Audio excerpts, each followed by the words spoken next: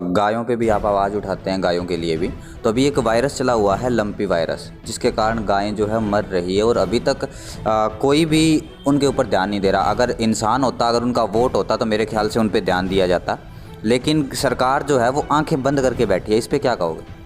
बिल्कुल, मैं वही कह रहा हूँ, कुछ चीज़ें जो महत्वपूर्ण होती हैं, अब जैसे इंसान है, अभी कोरोना वायरस फैला था तो वैक्सीन भी बनी गई, उसके बाद सख्ताई भी की गई, वो भी लगाए गए, लॉकडाउन भी किया गया, सब कुछ किया गया।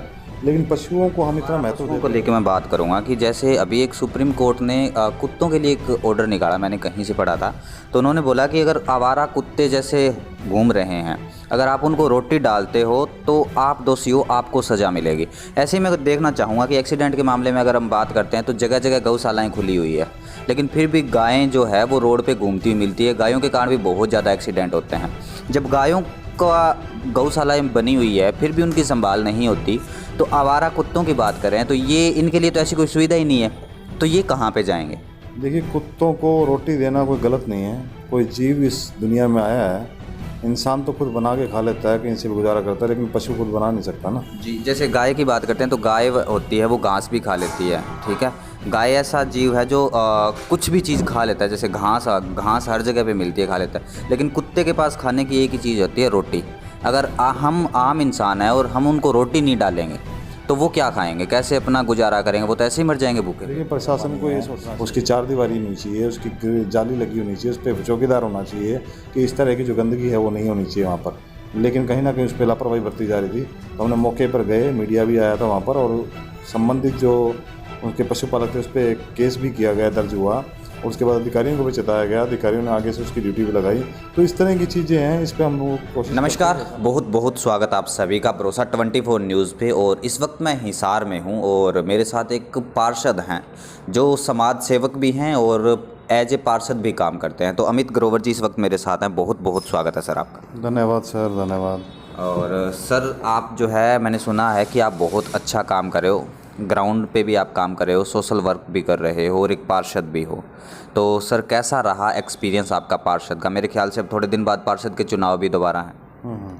देखिए, अच्छा अनुभव रहा। जो काम हम चाहते हैं कि शहर में होने चाहिए, उस काम को एक आम आदमी की अहमियत से हम लोग नहीं करवा पाते जी। लेकिन हम कुछ ऐसा विज़न लेके चलते हैं कि ये करने से जनहित में कार्य होंगे, या इससे सुधार होगा, या एक स्वास्थ्यपूर्ण वातावरण, स्वच्छता, और जो मौलिक जो कार्य है ना, मूलभूत जो समस्याएं हैं पब्लिक की, उसको हटाने का, उसका समाधान करने का कि बेहद अच्छा तरीका है। पार्षद की पोस्ट पर अगर आप हो तो उन चीज़ों को आप कर सकते हो। ओके। सर, आपने अब तक क्या क्या काम जो है, जो बड़े बड़े काम हैं जो ग्राउंड पे करने चाहिए, वो करवाए हैं? देखिए, हमने ना एक विज़न के तहत काम किया है, जिसमें स्वच्छता, स्वास्थ्य, सुरक्षा, संस्कार, ये सब वर्ड हैं, जिसके अंदर सब कुछ निहित है जी। उसके दौरान स्वास्थ्य की अगर हम बात करें तो हमने जितने भी हमारे वार्ड के सेक्टर 9, 11, 16, 17, 13 उसके पार्क थे, उन पार्कों का सुधार किया, उनकी चार दीवारी को मजबूत किया। वहाँ हमने लाल पत्थर जो होते हैं वो लगवाए। उसके अलावा अंदर ओपन जिम लगवाई, ताकि बुज़ुर्ग महिलाएं जो हैं वो ओपन जिम एक्सरसाइज कर सकें, व्यायाम कर सकें जी। और ग्राउंड तैयार किए, बच्चों के लिए मल्टीपर्पज़ झूले लगवाए, ताकि बच्चे आकर के घर में मोबाइल और टीवी से दूर रह करके पार्कों में आकर के खेलें। इसका हमने किया। उसके अलावा हमने स्वच्छता को लेकर जो ऐसे पॉइंट थे जहाँ खुले में कूड़ा डाला जाता था, उन कचरे के पॉइंटों को साफ़ कर दिया। वहाँ पेड़ पौधे लगा दिए गए। जितनी भी ग्रीन बेल्टें थी वार्ड के अंदर, उन ग्रीन बेल्टों का सुधार कर दिया। वहाँ पर सैकड़ों हज़ारों पेड़ लगा दिए गए। शहर के अंदर पहली बार ऐसा हुआ, जो हमारे वार्ड के मुख्य रोड थे, चाहे वो सेक्टर 16 का था, 13 का था, 9, 11 का था, वहाँ बदहाल अवस्था में वो रोड थे। उन रोड के बीच में ग्रीन बेल्टें थी, उनके अंदर हमने हज़ारों पेड़ लगा दिए। अब वहाँ लोग सैर करने के लिए आते हैं, सुबह और शाम सैकड़ों लोग साइकिलिंग करते हैं वहाँ। तो इस तरह का एक स्वास्थ्यपूर्ण वातावरण हमने दिया। जब आप पार्षद बने थे या जब आप पार्षद का चुनाव लड़ रहे थे, उस टाइम पे आपके वार्ड में किस प्रकार की समस्याएं थी जिनका आपने निदान किया? जिस टाइम मैं पार्षद बना था उस टाइम अनेकों समस्याएं थी। जो शहर के हमारे जो वार्ड के पार्क थे, बदहाल अवस्था में थे, रोड टूटे हुए थे, किसी भी पार्क में कोई व्यवस्था नहीं थी। उसके अलावा ग्रीन बेल्टें जो थी वो सारी बदतर हालत में थी। कूड़े खुले में डाला जाता था, कूड़े के पॉइंट बने हुए थे जगह जगह, हर जगह।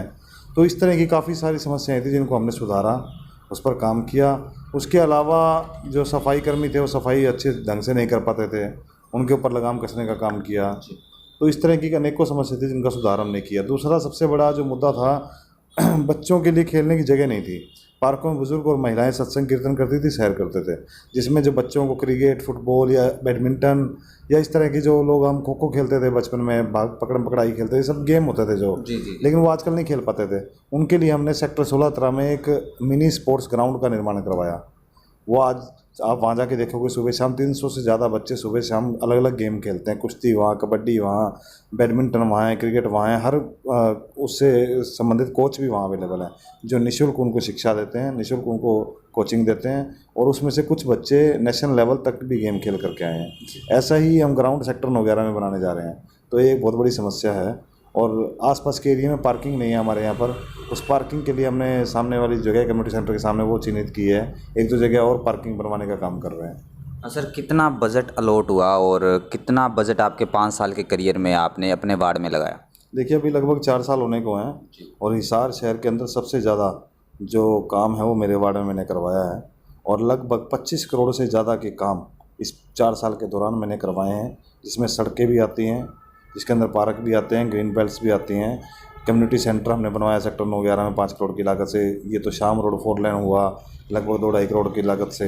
तो इस तरह के अनेकों काम करोड़ों की लागत से हम लोगों ने करवाने का काम किया है। अभी आगामी 1 वर्ष और पड़ा है, उसके अंदर भी हमारी पूरी कोशिश है कि वार्ड के अंदर जो भी समस्याएं हैं, जैसे सेक्टर में सीवेज की समस्या भी बनी हुई है, उसके लिए मशीन नहीं है अभी तक हमारे पास। 2 साल से मशीन कंडम थी, तो हुड्डा विभाग जो है वो प्रपोजल भेजा हुआ है, लेकिन आज तक पास नहीं करवा पाए। उसके लिए चंडीगढ़ भी हम मिल के आए। वो मशीन लाना, सीवरेज की सफाई नियमित होना, कुछ ऐसी समस्याएं हैं जिनका बेसहारा पशुओं की समस्या लगातार बनी हुई है। एक आवारा पशुओं को लेकर मैं बात करूंगा कि जैसे अभी एक सुप्रीम कोर्ट ने कुत्तों के लिए एक ऑर्डर निकाला, मैंने कहीं से पढ़ा था। तो उन्होंने बोला कि अगर आवारा कुत्ते जैसे घूम रहे हैं, अगर आप उनको रोटी डालते हो तो आप दोषी हो, आपको सज़ा मिलेगी। ऐसे ही मैं देखना चाहूँगा कि एक्सीडेंट के मामले में अगर हम बात करते हैं तो जगह जगह गौशालाएँ खुली हुई है, लेकिन फिर भी गायें जो है वो रोड पर घूमती हुई मिलती है। गायों के कारण भी बहुत ज़्यादा एक्सीडेंट होते हैं। जब गायों का गौशालाएँ बनी हुई है फिर भी उनकी संभाल नहीं होती, तो आवारा कुत्तों की बात करें तो ये इनके लिए तो ऐसी कोई सुविधा ही नहीं है, तो ये कहाँ पे जाएंगे? देखिए, कुत्तों को रोटी देना कोई गलत नहीं है। कोई जीव इस दुनिया में आया है, इंसान तो खुद बना के खा लेता है, कहीं से भी गुजारा करता है, लेकिन पशु खुद बना नहीं सकता ना। जी, जैसे गाय की बात करते हैं तो गाय होती है वो घास भी खा लेती है, ठीक है। गाय ऐसा जीव है जो कुछ भी चीज़ खा लेता है, जैसे घास हर जगह पे मिलती है, खा लेता है। लेकिन कुत्ते के पास खाने की एक ही चीज़ होती है, रोटी। अगर हम आम इंसान हैं और हम उनको रोटी नहीं डालेंगे तो वो क्या खाएंगे, कैसे अपना गुजारा करेंगे? वो तो ऐसे ही मर जाएंगे भूखे। देखिए, प्रशासन को ये सोचना चाहिए कि पब्लिक के ऊपर बात डालने से पहले प्रशासन को खुद के अपने जो काम है वो पूरे करने चाहिए जी। अगर आपने कुत्तों की संख्या, मानता हूँ मैं, बहुत ज़्यादा संख्या बढ़ चुकी है कुत्तों की। एक चीज़ की अधिकता जो है, अति होती है, वो ज़्यादा ख़राब करती है। जब बात हमारी इंसानियत पे आए या फिर लोगों के ऊपर आ जाती है तो उस चीज़ को लोग गलत करार देने लगते हैं। लेकिन कुत्तों की संख्या को घटाने के लिए एक कार्यक्रम चला था पिछले 10 साल पहले कि उनकी नसबंदी की गई थी। कुत्तों को मारने का कोई प्रावधान नहीं है, ना ही होना चाहिए जीव को मारने का। उसके अलावा कुत्तों को पकड़ने का भी कोई प्रावधान नहीं है, लेकिन कुत्तों की नसबंदी का प्रावधान तो है। अगर टाइम पर, समय समय पर, हर तीसरे साल में, चौथे साल में जाकर के कुत्तों की नसबंदी का अगर जो कार्यक्रम चलाया जाए, उसका टेंडर करके, तो वो संख्या उन पे जो है उस पर शिकंजा कसा जा सकता है। और जो कुत्ते बाकी रह गए हैं वो तो अपनी उम्र की सीमा के हिसाब से जैसे भी होगा उनकी जो संख्या बढ़ती जाएगी। लेकिन खाना देना कोई पाप नहीं है। इसमें अगर रोटी देने की बात है तो हम तो, हमारे ग्रंथों में भी लिखा हुआ है, किसी जीव को, बेसहारा जीव को, हर चीज़ को हम लोग पुण्य कमाने के उसमें भी चाहते हैं कि उनको खाना दें, कोई भूखा ना रहे, तो ये गलत है। जी, बहुत बहुत धन्यवाद सर। 1-2 चीज़ें और मैं जानना चाहूँगा कि आपके वार्ड में पानी की समस्या है कि बिल्कुल सही से अच्छा पानी आता है? क्योंकि स्वस्थ पानी जो है वो स्वस्थ शरीर के लिए बहुत ज़रूरी है। देखिए, पानी यूँ तो स्वच्छ आता है, पानी की दिक्कत नहीं। सीवरेज की समस्या है लगातार बनी हुई है। इसमें हर चौथे पाँचवें दिन सीवरेज ओवरफ्लो हो जाते हैं, क्योंकि जनसंख्या काफ़ी बढ़ गई है, यहाँ पे मकान काफ़ी बढ़ गए हैं। और जो पाइपलाइन डली हुई है वो 8 इंची टाइल डली हुई है, वो 20 साल पहले सेक्टर 13 में, 16-17 में भी, 9-11 में तो नहीं डली है खैर। लेकिन उसके बावजूद भी वहाँ मशीन न होने की वजह से उनकी सफाई नहीं हो रही, जिसकी वजह से दिक्कत आ रही है। और पानी, स्वच्छ पानी की बात करूँ तो हमारा जो जलघर है सेक्टर 9-11 का, उसमें पिछले दिनों हमने देखा था कि कुछ भैंस नहा रही थी, वहाँ बैठी थी। अच्छा। तो हम लोगों ने मौके पे छापा मारा वहाँ पर। जब हमें सूचना मिली तो हम पहुँच गए वहाँ पर। उन भैंसों को हमने बंधक बना लिया कि भाई इनके जो मालिक है उनको बुलाओ और अधिकारियों को बुलाओ।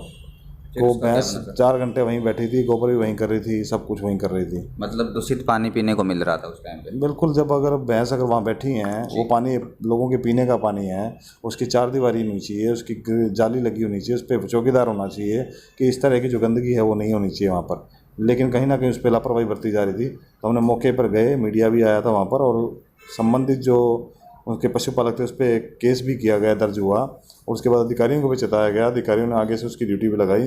तो इस तरह की चीज़ें हैं, इस पर हम लोग कोशिश करते हैं कि ऐसा ना हो। कोई ऐसी मांग जो आपने सरकार से की हो अपने वार्ड के लिए, वार्ड के विकास के लिए, और अब तक पूरी ना हुई हो? देखिए, अभी तक तो सारी मांग पूरी हो रही हैं, और काम करवाने के लिए मतलब हम लोग हर तरीके से चाहते हैं, जानते हैं कि काम कैसे होता है। अगर अधिकारी कोई आनाकानी करता है तो हम लोग मीडिया के माध्यम से लोगों को इकट्ठा करके, सरकार के पास पत्र भेज करके हर तरीके से उनकी कंप्लेंट करते हैं, और लगातार हम काम करवाने का काम करते हैं। लेकिन फिर भी जो मैं आपको बता रहा हूँ कि मशीन जो है वो सेक्टरों की सीवरेज साफ़ करने की जो मशीन है, वो खाली मेरे वार्ड के नहीं, पूरे हिसार के जितने भी सेक्टर हैं उसके लिए वो मशीन है, और वो मशीन 2 साल से नहीं है। इसका मतलब 2 साल से शहर के सेक्टरों की जो सीवरेज है वो साफ़ नहीं हो रहे हैं, उनमें गंदगी जमा है, और ये लोगों के स्वास्थ्य से जुड़ा हुआ मामला है। अगर गंदगी है, सीवरेज ओवरफ्लो हो रहा है तो डेंगू मलेरिया फैल रहा है, गंदगी हो रही है, मच्छर फैल रहे हैं, तो ये सब जो चीज़ है वो गलत है। उसके लिए हमारी मांग है कि वो मशीन जल्द से जल्द सेक्टर हिसार शहर के सेक्टरों के लिए आनी चाहिए। सर, समाज सेवा भी आप करते हैं, तो किसी एनजीओ वगैरह के साथ आप जुड़े हैं? देखिए, मेरी सद्भावना संस्था है एक हमारी, हमने 2008 में बनाई थी वो, जिसके अंदर हम गरीब बच्चों के इलाज के लिए काम करते हैं, उनकी पढ़ाई के लिए काम करते हैं। उसके अलावा जनहित के मुद्दे भी उठाते हैं। कोई ऐसी समस्या है जो लोगों के स्वास्थ्य से जुड़ी हुई है और उनसे उनको परेशानी हो रही है, तो उसके लिए भी हम अधिकारियों से मिलना या किसी भी तरह का कदम उठाना, वो लोग काम मिल करके वो काम करते हैं। एक चीज़ और बताऊंगा सर, गायों पे भी आप आवाज़ उठाते हैं, गायों के लिए भी।